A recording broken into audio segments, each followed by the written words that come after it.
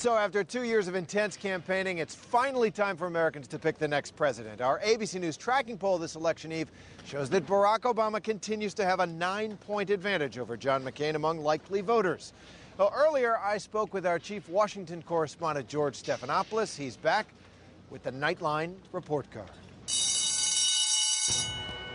So, George, there's a remarkable fact in this election cycle. Already, millions of Americans have cast their ballots. A big percentage of the vote is in. So let's start there. What does this early voting tell us about who's going to win? It tells us that when the polls open tomorrow, Terry, John McCain's going to have to be fighting from behind. That tracking poll you referred to also says that 33% of likely voters have probably already voted, and they're breaking heavily for Barack Obama. They're breaking to him by 58 to 40. We're also seeing some just stunning figures from the battleground states, Terry. Take the state of North Carolina.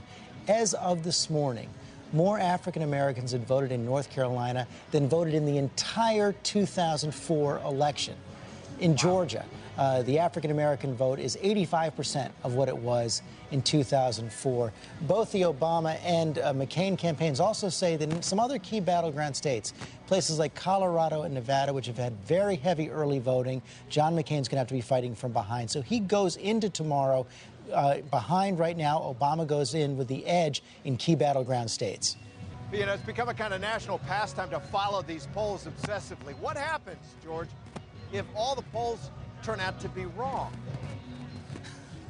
It's an excellent question, because I think there have been something like 159 national polls in the last 6 weeks. All of them have shown Barack Obama ahead. But seriously for a second, I mean, if it turns out that John McCain wins tomorrow night in the face of so many polls, even at this late hour, that show Obama ahead comfortably, I think you have to say that the industry of political polling, public opinion polling in this country will be shot. They'll have to build from the ground up. People will have to rethink how they do this work.